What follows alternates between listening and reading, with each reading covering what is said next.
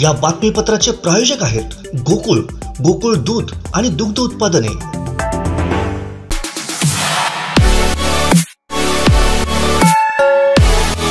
नमस्कार, हे आहे कोकणचं नंबर 1 महा चॅनल कोकण साद लाईव्ह आणि आपण पाहताय सकाळच्या टॉप न्यूज।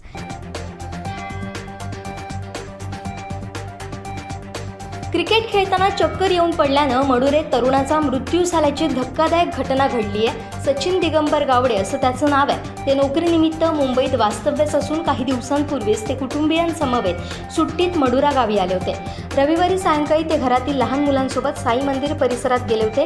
क्रिकेट खेळत असतानाच त्यांना अस्वस्थ वाटू लागलं, त्याच ठिकाणी ते खाली कोसळले।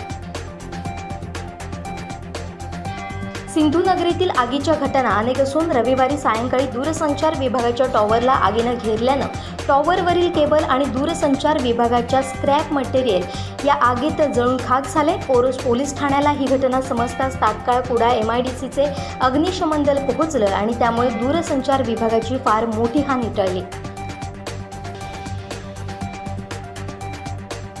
सावंतवाडी शहरात शुक्रवारी सालेवाडा भागात बंद घर फोडण्याचा प्रयत्न चोरट्यांनी केला, मात्र रहिवाशांच्या जागरूकतेमुळे फसला।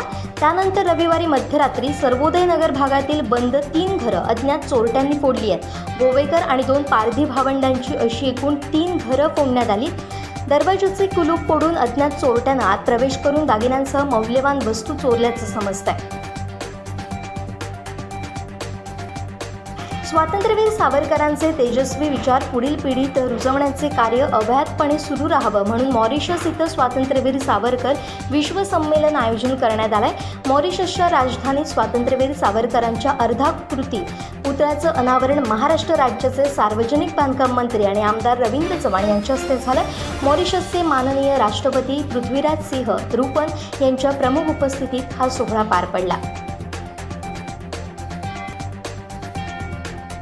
सावंतवाडी शहरातील वादग्रस्त आठवडा बाजारासाठी अखेर गोदामाकडील जागा निश्चित झाल्यानंतर त्या ठिकाणी आवश्यक असलेल्या पायाभूत सुविधांसाठी नगर परिषद प्रशासनाकडून युद्ध पातळीवर प्रयत्न सुरू करण्यात आले।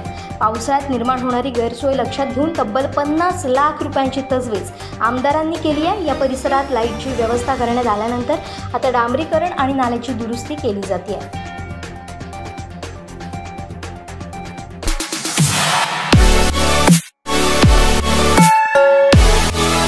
आणखीन काही महत्त्वाच्या बातम्यांसह भेटूया यानंतरच्या बातमीपत्रात। पाहत रहा कोकण साद लाईव्ह, नव्या कोकणचा ग्लोबल ब्रँड। या बातमीपत्राचे प्रायोजक होते गोकुळ, गोकुळ दूध आणि दुग्ध उत्पादने।